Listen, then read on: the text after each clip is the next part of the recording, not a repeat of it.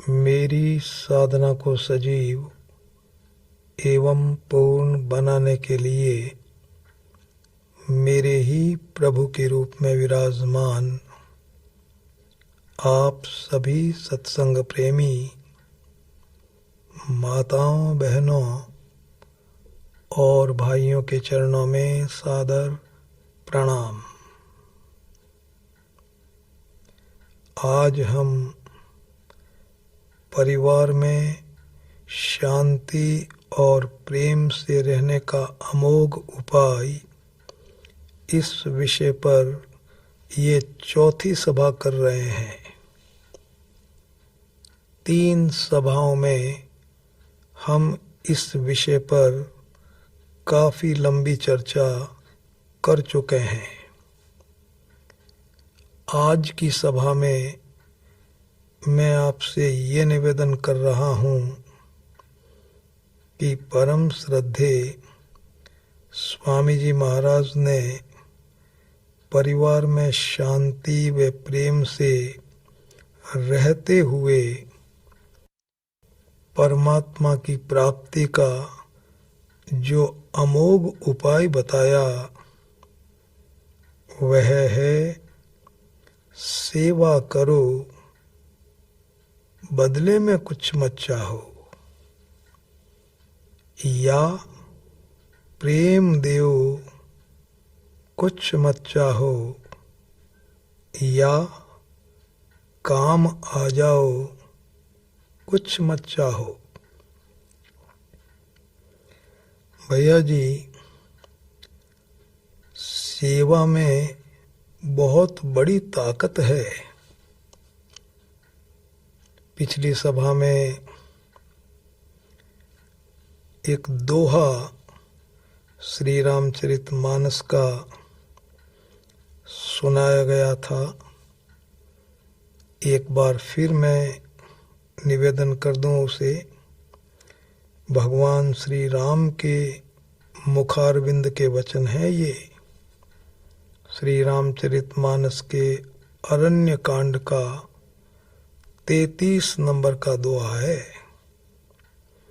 मन क्रम वचन कपट तजी, जो कर भूसुर सेव, मोई समेत विरंचि शिव, बस ताके सब देव। मन, कर्म और वचन से कपट को छोड़ करके जो प्राणी मात्र की सेवा करता है, भगवान कहते हैं मुझ सहित ब्रह्मा जी, शंकर जी और सब देवता उसके वश में हो जाते हैं। सेवा करो, कुछ मत चाहो, यह है भैया जी परिवार में शांति और प्रेम से रहते हुए परमात्मा की प्राप्ति का अमोघ उपाय। सेवा किसे कहते हैं? 5 बातें हैं इसमें।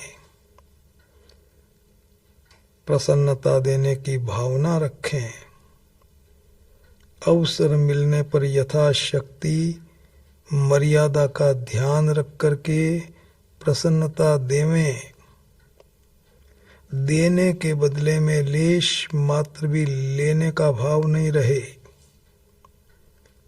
कोई कामना न रहे, और अगला यदि हमको देने लगे, हमारे मन में लेने की भावना नहीं, लेकिन जिसकी सेवा की है वह हमें कुछ देने लगे तो लेना नहीं, और यदि लेना ही पड़े लें हम तो उसकी प्रसन्नता के लिए लें। आज मैं आपसे निवेदन कर रहा हूँ पिछली 2 बातें, सेवा की परिभाषा की 3 बातें गत सभा में हम लोगों ने कर ली। चौथी और 5वीं बात, और मुख्य रूप से 5वीं बात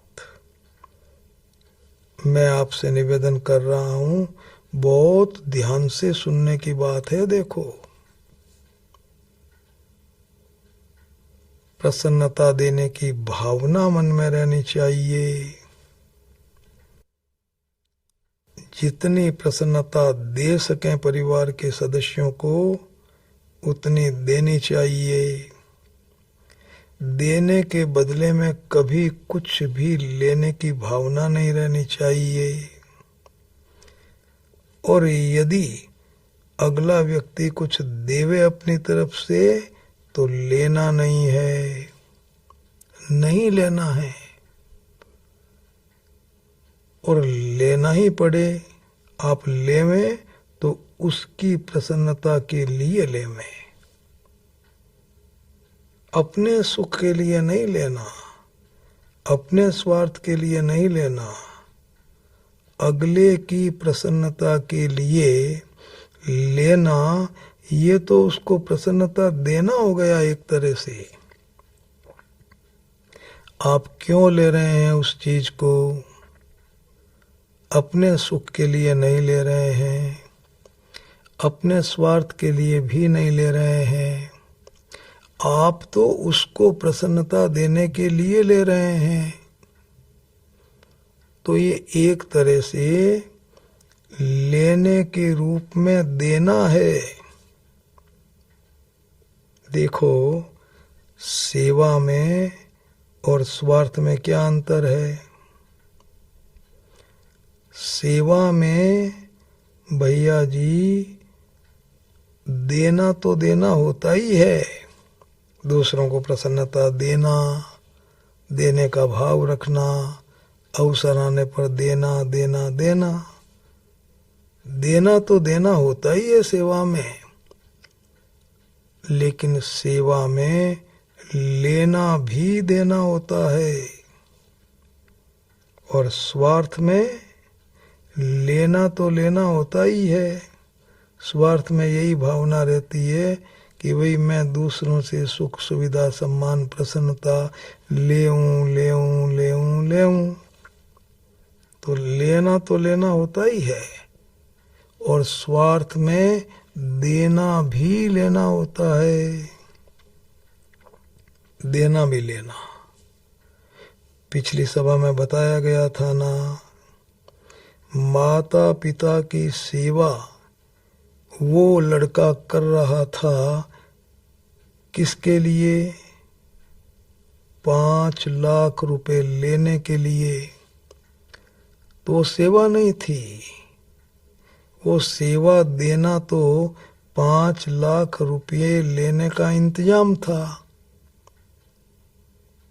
स्वार्थ में लेना तो लेना होता ही है, देना भी लेना होता है। कुत्ते को 2 रोटी देते हैं आप, यदि आपके मन में है कि अगले जन्म में 2 के बदले 100 मिलेगी, तो दिखता है आदमी कुत्ते को 2 रोटी देता हुआ, लेकिन वास्तव में वो तो 100 रोटी लेने का इंतजाम कर रहा है। तो ये तो एक तरह से जो देना है, ये लेना छिपा हुआ है इसमें। और सेवा में बिल्कुल उल्टी बात है, सेवा में देना तो देना होता ही है, लेने में भी प्रसन्नता देने का भाव छिपा रहता है। ये बात ठीक तरह से समझ में आ जाए, इसके लिए मैं आपको एक घटना बता रहा हूं।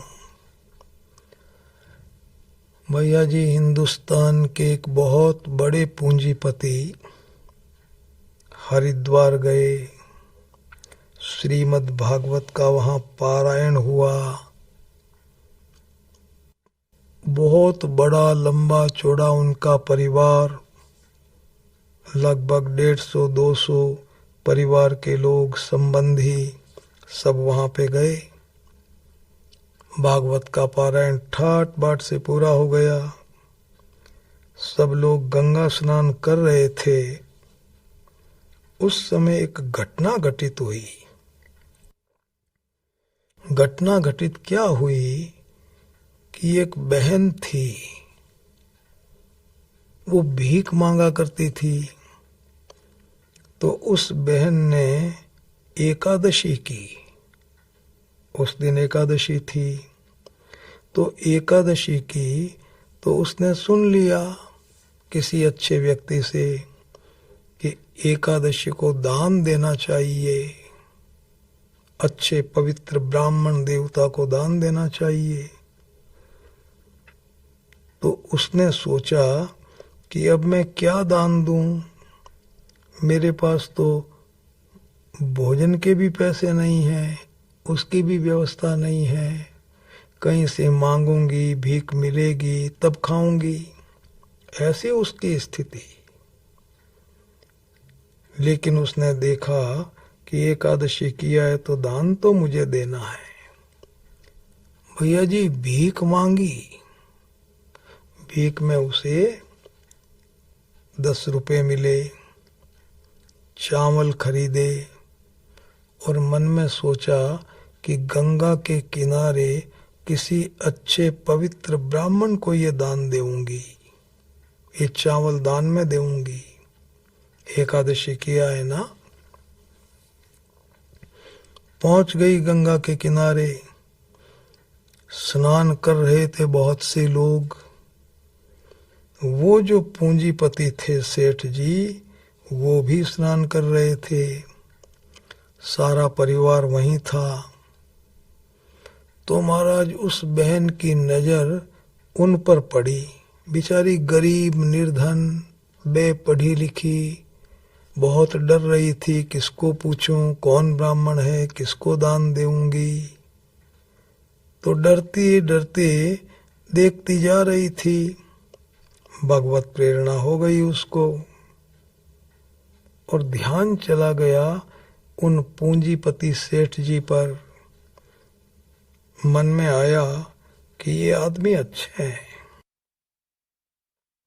अच्छे व्यक्ति हैं और इनको मैं दान दे दूं। नजदीक गई डरते डरते और जाकर के उनको प्रणाम करके बोली, आप ब्राह्मण हैं क्या? बहुत प्रेम से उन्होंने कहा कि बहन मैं ब्राह्मण हूं। थे ब्राह्मणी। बोलो क्या चाहती हो तुम? बोली मैंने आज एकादशी किया है, मुझे दान देना है, तो आप मेरा दान स्वीकार कर लेंगे क्या? उन्होंने कहा बिल्कुल कर लेंगे, मैं ब्राह्मण हूं, दान लेना मेरा काम है, मैं तुम्हारे दान को स्वीकार कर लूंगा। बहन क्या देना है तुम्हें? मेरे पास चावल है, मैं दान में देना चाहती हूँ। आप गंगा जी में खड़े हो जाइए, मैं भी खड़ी हो जाऊंगी, मंत्र आप पढ़ेंगे और मैं मंत्रोच्चारण के बाद आपको दान देऊंगी। भैया जी उन्होंने मंत्र पढ़ा और उस बहन से वो चावल दान में ले लिए। उसको क्या पता कि ये अरबपति व्यक्ति हैं। दान दिया और बहुत आनंद से लौट गई। परिवार वाले ये सब देख रहे थे, बोलने की हिम्मत किसी की हुई नहीं। जब ये दान लेने का काम हो गया तब उनके बेटों ने, उनकी पुत्रियों ने, उनकी पत्नी ने, परिवार के भाइयों ने उनको बड़ा डांटा। क्या कर डाला आपने यहाँ? श्रीमद् भागवत का पारायण, इतने अरबों खरबों के मालिक और सब संबंधियों के सामने आपने दान लिया, बहुत बड़ी बदनामी आपने करवा दी। क्या कहेंगे ये सारे संबंधी आगे जा करके? काफी उल्हाना दिया उनको। उनकी आंखों में आंसू बहने लग गए। दुख के आंसू नहीं थे, पश्चाताप के आंसू भी नहीं थे। महाराज करुणा और प्रेम के आंसू थे। कुछ नहीं समझ पाए परिवार के लोग। उनको पूछा कि ये क्या बात है। उन्होंने कहा कि देखो भैया, आप लोग मुझे कहते हैं कि दान ले लिया, मैं कहता हूं मैंने दान लिया ही नहीं, कोई दान मैंने नहीं लिया।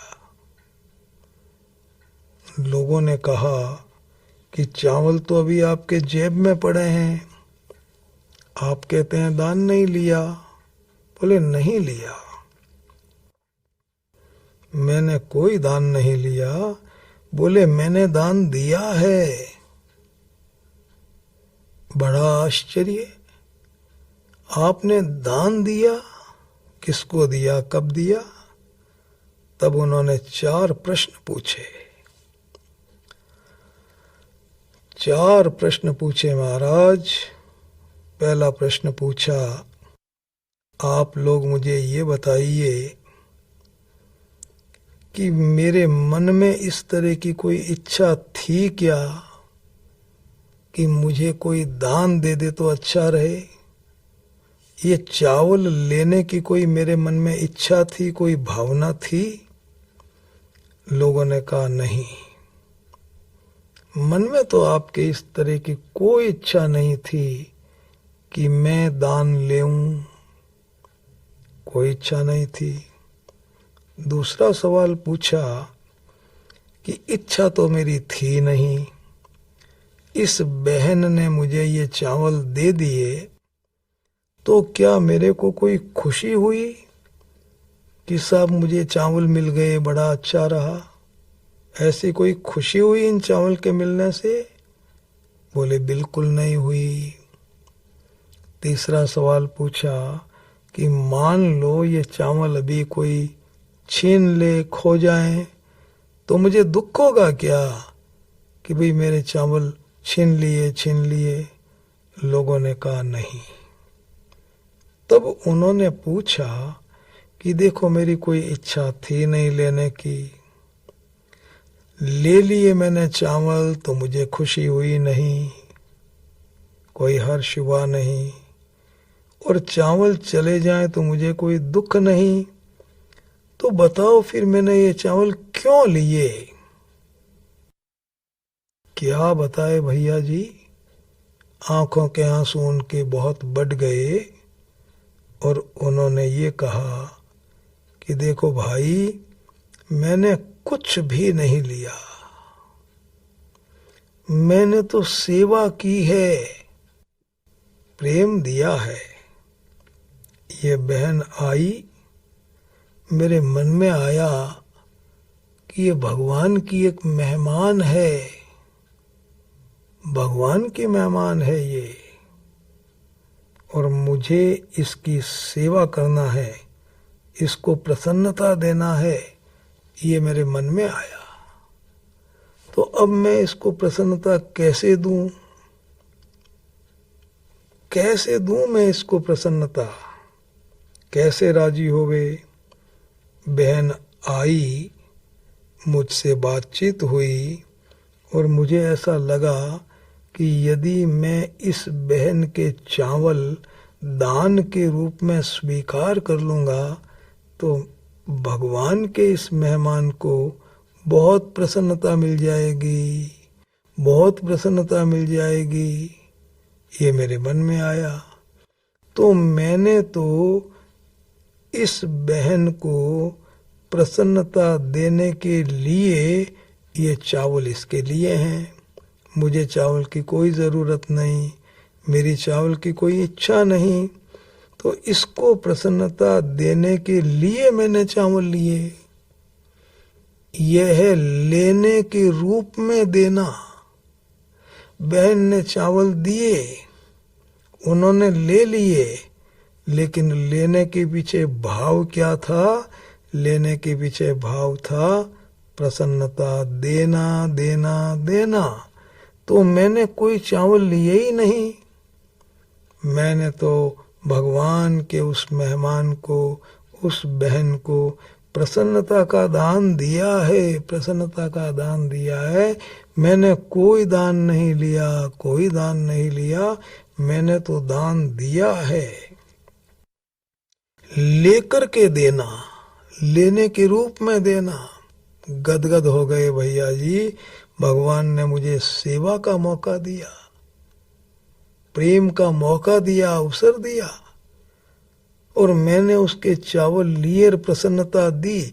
मैंने कोई मर्यादा नहीं तोड़ी, असत्य भाषण मैंने नहीं किया, मेरा इसमें कोई स्वार्थ नहीं, शुद्ध प्रेम, शुद्ध सेवा। परिवार वालों की आंखें खुल गई महाराज। स्नान का काम हुआ, घर पहुंचे, सेठ जी पूजा के कमरे में गए, क्या देखा महाराज, दिव्य प्रकाश, भगवान कृष्ण उनके स्वागत और अभिनंदन के लिए तैयार। प्रवेश जैसे ही उन्होंने किया, गदगद हो गए, भगवान के चरणों में गिर करके प्रणाम करने लगे। भगवान ने उनको उठा लिया, आज आप प्रणाम नहीं करें, आज तो मैं आपको प्रणाम करने के लिए आया हूं। आज आप मेरे दर्शन क्या करेंगे, आज तो मैं आपके दर्शन के लिए आया हूं। मैं भगवान नहीं हूं, भगवान तो आप हैं, मैं आपके दर्शन के लिए आया हूं, मैं आपको प्रणाम कर रहा हूं। भैया जी भगवान गदगद हो गए। उन्होंने पूछा कि प्रभु ये कौन सी साधना हुई मेरी? बोले उस बहन की सेवा करके आपने जो उसे प्रसन्नता का दान दिया, वो प्रसन्नता संसार और ब्रह्मांड की सारी सीमाओं को लांघ कर मेरे कलेजे तक पहुंच गई, और मुझे इतनी प्रसन्नता हुई, इतनी प्रसन्नता हुई, इतनी प्रसन्नता हुई कि मेरे मन में आ गया कि मुझको प्रसन्नता देने वाले ऐसे मेरे महान भक्त का मैं दर्शन करूं। भक्त और भगवान का मिलन हो गया। इसको कहते हैं भैया जी लेने के रूप में देना। अब जरा फिर से आप सेवा की परिभाषा को ठीक से सुने। सेवा का मतलब होता है प्रसन्नता देने की भावना रखना, मर्यादा का पालन करते हुए अपनी शक्ति के अनुसार अवसर मिलने पर प्रसन्नता देना, देने के बदले में कभी किसी से कुछ भी लेने की भावना नहीं रखना, और अगला व्यक्ति कुछ देवे तो लेना नहीं, और लेवे तो उसकी प्रसन्नता के लिए लेवे। इसको कहते हैं सेवा। स्वामी जी महाराज ने परिवार में रहने का तरीका बताया, सेवा करो भाई, सेवा करो, बदले में कुछ मत चाहो। एक मैं आपको सेवा की और परिभाषा बताऊं, मिलती जुलती है इससे, लेकिन वो है बड़ी जोरदार। परम श्रद्धे स्वामी श्री राम सुखदास जी के मुखारविंद से मैंने इस बात को सुना। किसी की कोई सख्त जरूरत हो, सख्त जरूरत हो, और आप उसकी जरूरत को पवित्र भाव से पूरा कर दें। पवित्र भाव का मतलब मन में ये भाव रहे, मैं इसकी जरूरत को पूरा कर दूंगा तो इसको बहुत प्रसन्नता मिलेगी। मन में उससे कुछ भी लेने की भावना नहीं रहे और मर्यादा नहीं टूटे। इसको कहते हैं पवित्र भाव। महाराज किसी की सख्त जरूरत है, आप उसे पवित्र भाव से पूरा कर दें, कोई स्वार्थ अपना न रखें, लेने का भाव न रखें। महाराज इसको सेवा कहते हैं, सेवा। एक उदाहरण मैं आपको दे रहा हूं। जवान उम्र के पति पत्नी हैं, 30 साल के पति हैं, 25 साल की पत्नी है, किसी रेगिस्तान में से होकर के निकल रहे हैं। चारों तरफ रेत ही रेत है, दूर दूर तक कहीं पानी नहीं, दूर दूर तक वृक्ष नहीं। जा रहे हैं रास्ते में और दोपहर का समय है। पत्नी के सिर पर मिट्टी का एक घड़ा है, पानी से भरा हुआ। पति ने कहा चलते चलते, भाई मुझे प्यास लगी है। पत्नी ने कहा प्यास मुझे भी लगी है। बोले वो सामने नीम आ रहा है ना, उस नीम के नीचे बैठेंगे, आराम से पानी पिएंगे। नीम के नीचे पहुंच गए। पत्नी ने सिर पर से वो घड़ा उतारा। नीम के चारों तरफ गट्टा बना हुआ था सीमेंट का, उस गट्टे पर उसको रखा, घड़े को रखा। पता नहीं कैसे रखते ही वो घड़ा लुढ़क गया, नीचे गिर गया, टूट गया, पानी सारा बिखर गया। पति प्यासे हैं, पत्नी भी प्यासी है। पत्नी ने कहा कि आप चिंता नहीं करें, मैं अभी पानी लेकर के आती हूं कहीं से। निकल गई पानी की खोज में। 1 घंटा बीत गया, 2 घंटे बीत गए, 3 घंटे बीत गए। महाराज वो आई नहीं और अब पति की प्यास जबरदस्त बढ़ गई। प्राण निकलने लग गए बिना पानी के। तब वो आई।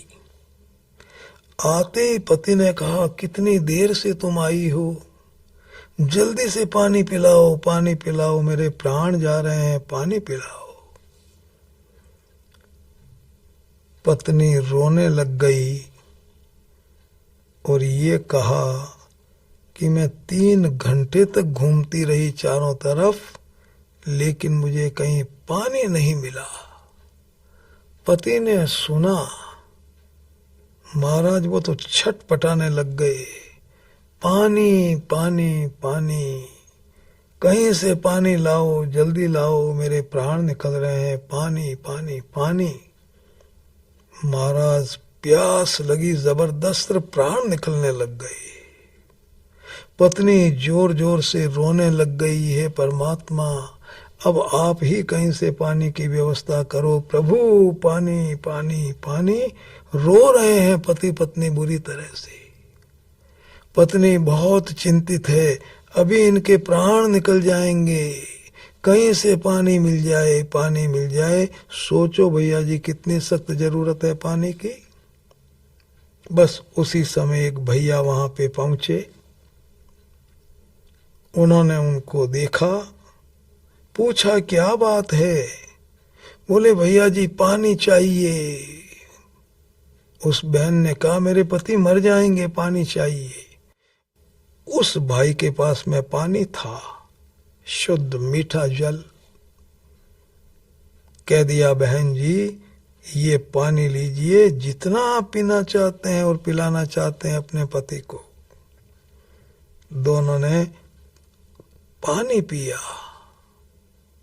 भैया जी सोचो, बड़ा आराम मिला।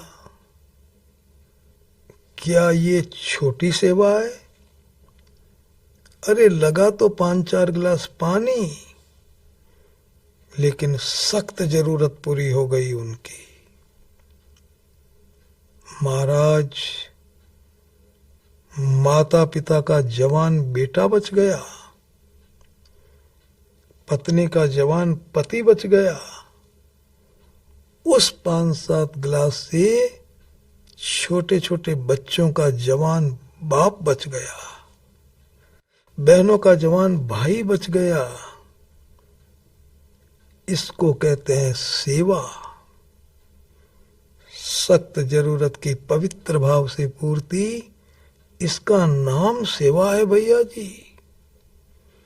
भगवान कृपा करके कभी किसी को ऐसा मौका देते हैं,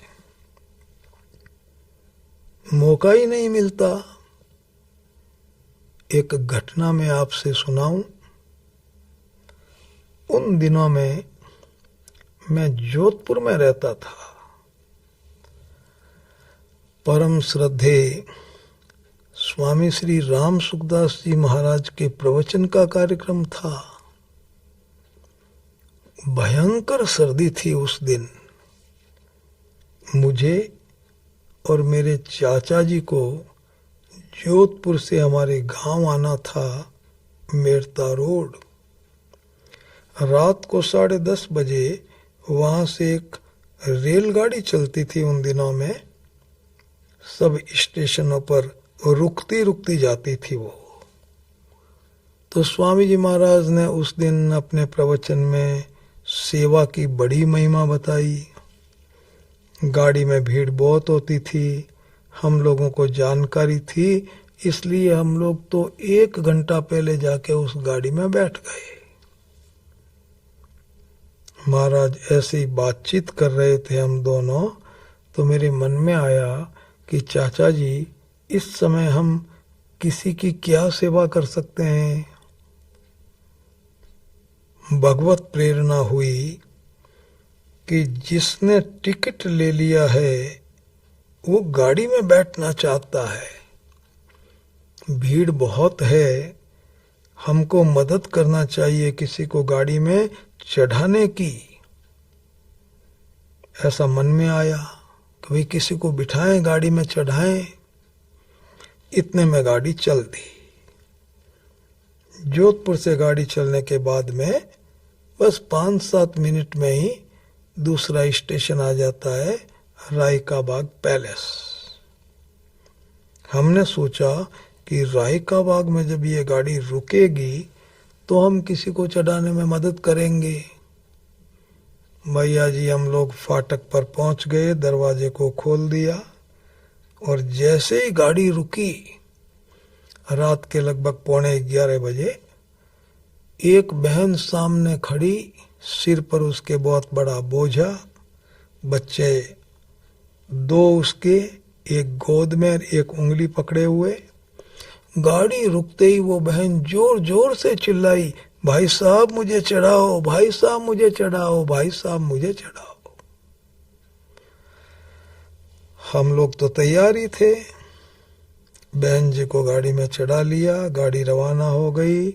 बहन जी को मैंने कह दिया कि देखो बहन जी, बहुत ज्यादा भीड़ है गाड़ी में, आप सिर के बोझे को नीचे रख दो और यहीं पे बैठ जाओ जहां आप खड़े हैं। बहन जी ने वो बोझा नीचे रख दिया, लेकिन वो बैठी नहीं। बेचारी बहुत बेपढ़ी लिखी गरीब सी बहन बैठी नहीं। मैंने देखा कि उसकी आंखों में आंसू हैं। मैंने उनसे धीरे से कहा कि बहन जी आप बैठ जाइए, खड़े क्यों हैं।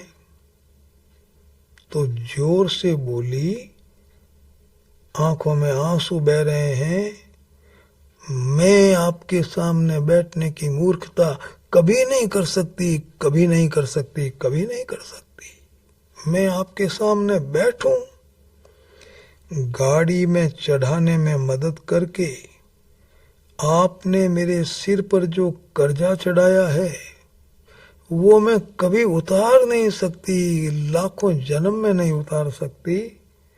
मैं आपके सामने बैठूं, इतनी बड़ी आपने मेरी सेवा की, मैं बैठूं आपके सामने, इस तरह की मूर्खता मैं कभी नहीं करूंगी, कभी नहीं करूंगी।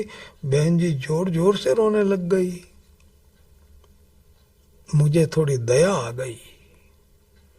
मैंने कहा कि बेचारी बहुत गरीब है। एक 5 रुपए का नोट मैंने जेब में से निकाला और बहन को इस तरह से इशारे से लेने के लिए कहा। जोर से बोली, मैं भिखारिन नहीं हूं, मैं भिखारिन नहीं हूं, नहीं चाहिए मुझे ये रुपए। इस समय मेरी जरूरत ये कागज का टुकड़ा नहीं है।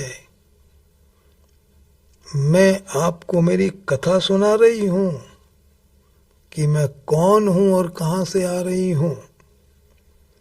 रोते रोते उसने बताया कि मैं और मेरे पति देव अहमदाबाद के एक कपड़े के कारखाने में काम करते थे।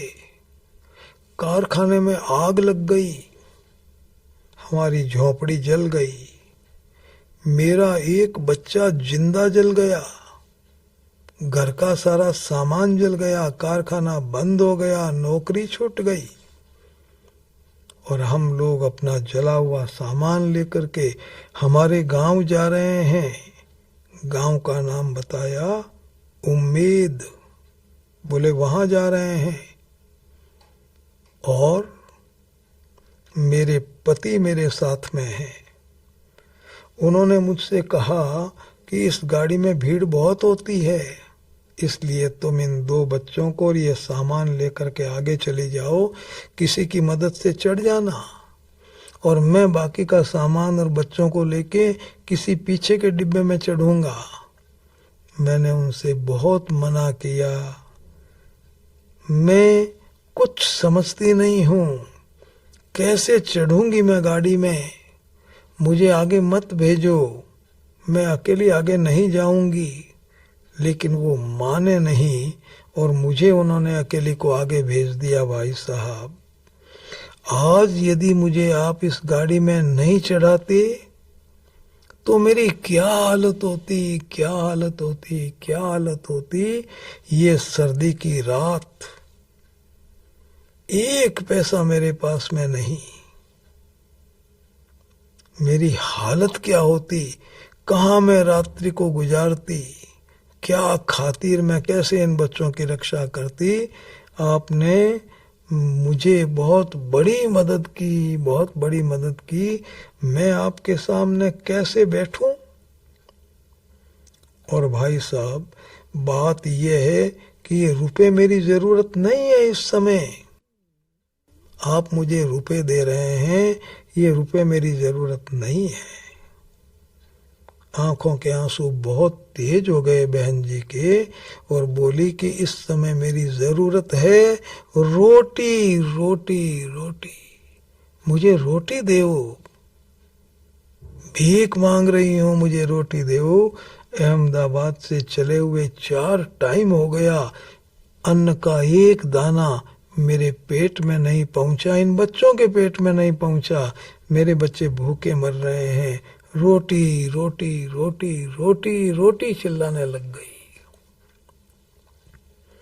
भैया जी मन में आया, सख्त जरूरत की पूर्ति कर देना पवित्र भाव से बहुत बड़ी सेवा है। याद तो आया लेकिन रोटी नहीं थी हम लोगों के पास में।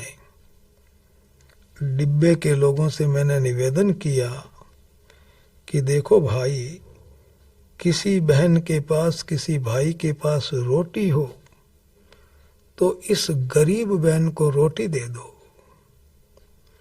रोटी के बदले में यदि तुम रोटी चाहोगे तो 1-1 रोटी के बदले में 1-1 करोड़ रोटी मिलेगी। मौका है, अवसर है, शुभ कार्य करना है तो शुभ कार्य कर लो। और यदि रोटी के बदले में तुम कुछ नहीं चाहोगे और इस भावना से रोटी दे दोगे कि मैं कोई देने वाला नहीं होता, दाने दाने पर लिखा खाने वाले का नाम, मैं कौन हूं देने वाला। इस बहन का दाना मेरे घर पे आ गया था और कुछ दिनों तक मेरे घर पे रह गया था।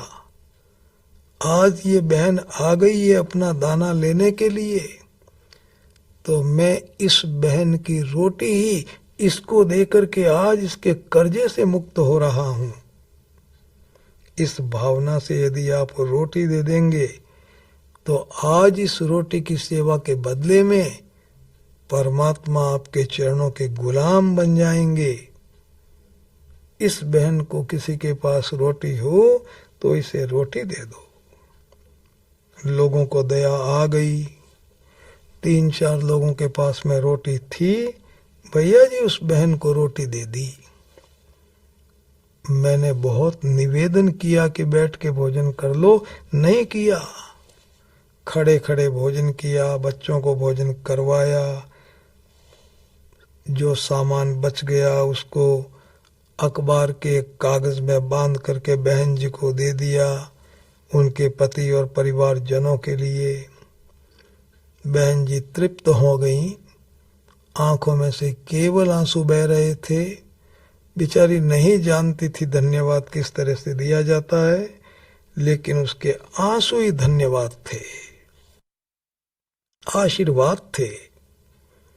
10-15 मिनट के बाद बोली, भाई साहब रात्रि का समय है, मुझे पता ही नहीं चलेगा कि मेरा गांव कब आ गया और कब चला गया। आप जब भी उम्मेद स्टेशन आ जाए तो मुझे उतार देंगे क्या? हाँ कर लिया। उम्मेद आया, बहन जी को उतार दिया। बहन जी उतर गई आराम से, दोनों बच्चों को जमीन पे खड़ा कर दिया, सामान जमीन पे रख दिया। बस भैया जी पागल की तरह खड़ी हो गई, देखने लग गई डिब्बे की तरफ और आंखों में से केवल आंसू बह रहे हैं। किसी ने 100 रुपए दिए, बहन जी को दे दो मेरी तरफ से। मन में सोचा कि लेंगी नहीं। गाड़ी चलते समय मैंने बहन जी के चरणों में वो रुपए रख दिए। नहीं नहीं नहीं भाई साहब, नहीं बोलती रही। मैंने कहा कि भगवान ने आपके लिए रुपए भेजे हैं, बोल करके मैं तो गाड़ी में चढ़ गया महाराज। उसके बाद में क्या हुआ क्या नहीं मुझे आज तक पता नहीं, लेकिन उस दिन मेरे को ये आभास जरूर हुआ, किसी की सख्त जरूरत की पूर्ति ही वास्तव में सच्ची सेवा है। तो भैया जी मैं आपसे अब क्या निवेदन करूं, हम सब परिवार में रहने वाले लोग हैं और परिवार में शांति और प्रेम से रहते हुए हमको परमात्मा को पाना है, भगवान के दर्शन करना है, इस जीवन को सफल बनाना है। तो अब हम क्या करें? साधना करो।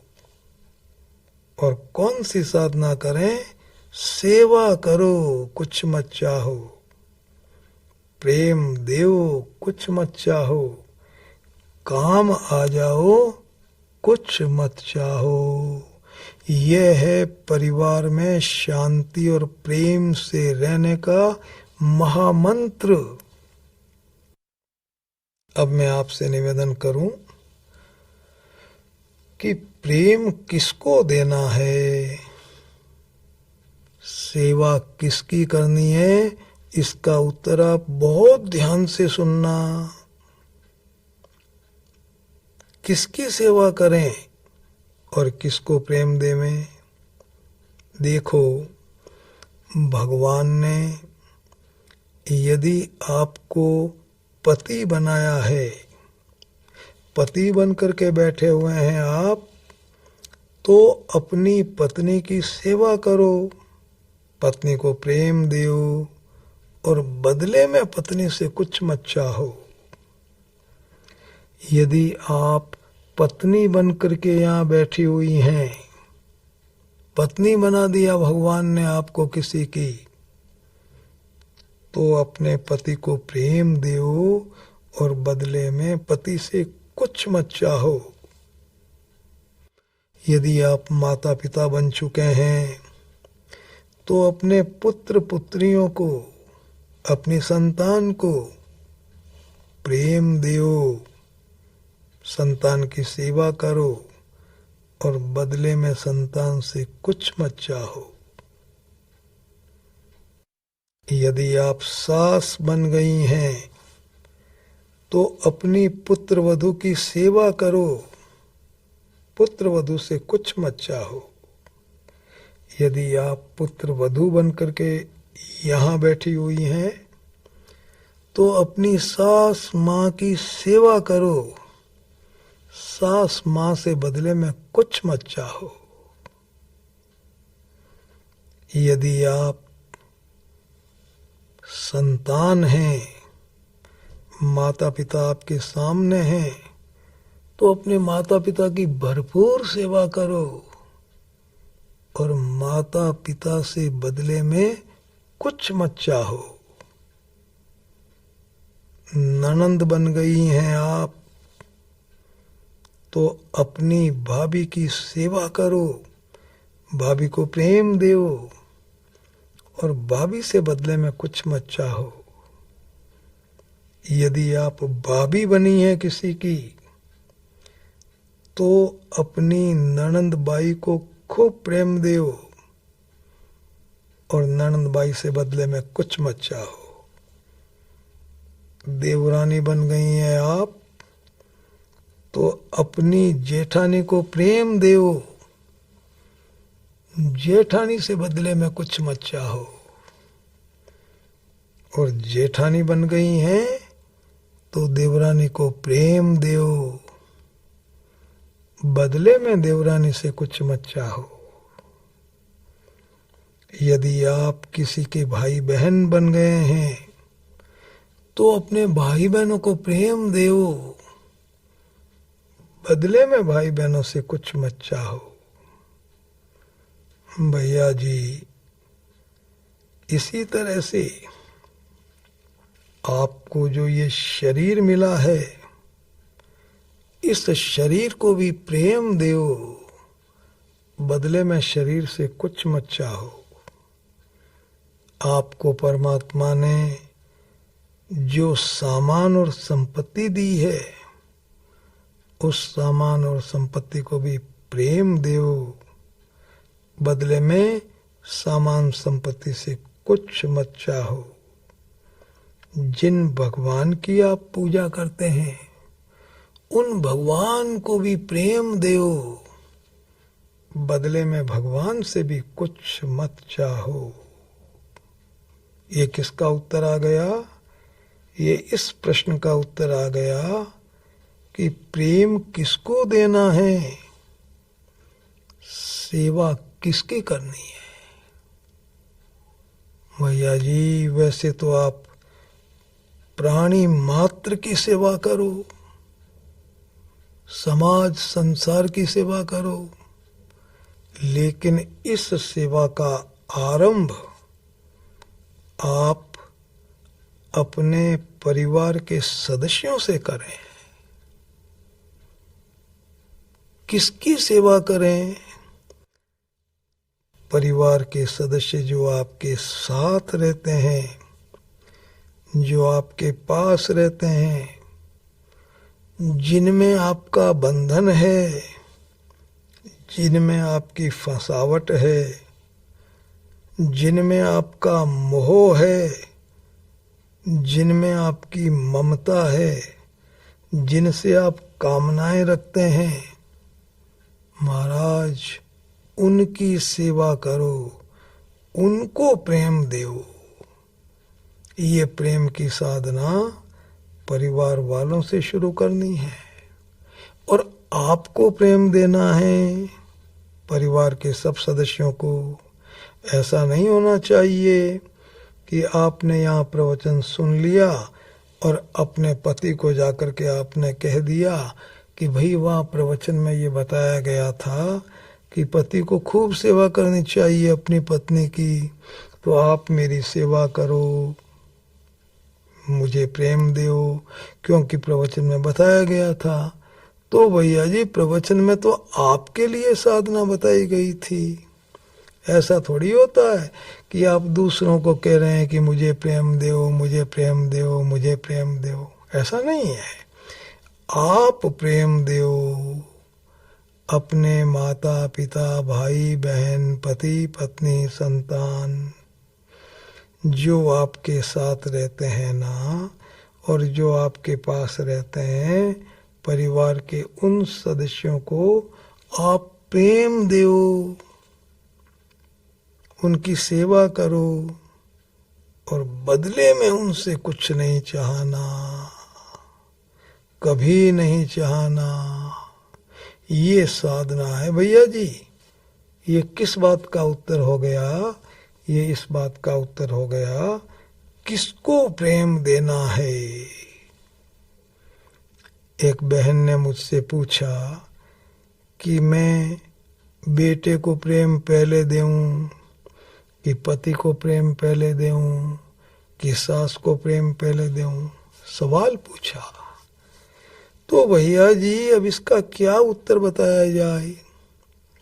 इसका सीधा साधा उत्तर यह है कि जिसमें आपका गहरा मोह है, जिसके वियोग की चिंता आपको सबसे ज्यादा होती है, जिसके वियोग में सबसे ज्यादा दुख होने की गुंजाइश आपको लगती है, उसको प्रेम दो। जो ज्यादा बीमार है उसकी पहले सेवा करो। जिसमें आपका ज्यादा मोह है उसको पहले प्रेम दो। तो प्रेम देव, किसको प्रेम देना है? परिवार के लोगों को प्रेम देना है। समाज को प्रेम देने की ताकत आप में अपने आप आ जाएगी। भैया जी मैं आपसे क्या निवेदन करूं, हिंदुस्तान के एक बहुत बड़े पूंजीपति हैं, उनके मुख से मैंने ये बात सुनी। बंबई में उन्होंने एक बहुत बड़ा छात्रावास बना रखा है लड़कियों का, और बहुत छोटी अवस्था की लड़कियों को लाते हैं, बहुत गरीब, अत्यंत गरीब लड़कियों को, जिनके माता पिता उन लड़कियों की बिक्री कर देते हैं 2 रुपए में, 5 रुपए में, 8 रुपए में, इसलिए कि उनको पहनाने के लिए कोई कपड़ा नहीं, खिलाने के लिए अनाज का कोई दाना नहीं। वो अपनी लड़कियों की मौत अपनी आंखों के सामने देख नहीं सकते, इसलिए लड़कियों को बेच देते हैं छोटी उम्र में। उन्होंने वहां जाकर के देखा इस दशा को, मन में सोचा सेवा का मौका है। 2000 लड़कियों का छात्रावास बनाया, ऐसी लड़कियों को वहां रखते हैं वो, और 15 साल, 20 साल, 25 साल तक लड़कियां रहती हैं। सारी व्यवस्थाएं अपनी तरफ से करते हैं और अपने को बिल्कुल छिपाया हुआ रखते हैं। लड़कियों की शिक्षा, खाना पीना, कपड़ा, सब प्रकार की व्यवस्थाएं, और लड़कियों को कुछ भी पता नहीं कि व्यवस्थाएं कौन कर रहा है। मुझे मिले थे वो उदयपुर में, और उन्होंने अपने मुखारविंद से ये सुनाया था मुझे। महाराज वो एक बार दिल्ली से जा रहे थे, वहाँ लंदन हवाई अड्डे पर पहुंच गए। हवाई जहाज उनकी विलंब से हो गई, थोड़ी 2-3 घंटे लेट। पत्नी को कहा कि भाई हवाई अड्डे के होटल में चलें, जलपान करेंगे, थोड़ी देर बैठेंगे। चले गए, वहाँ पे जलपान कर लिया, घंटा 1.5 घंटा बैठ लिए।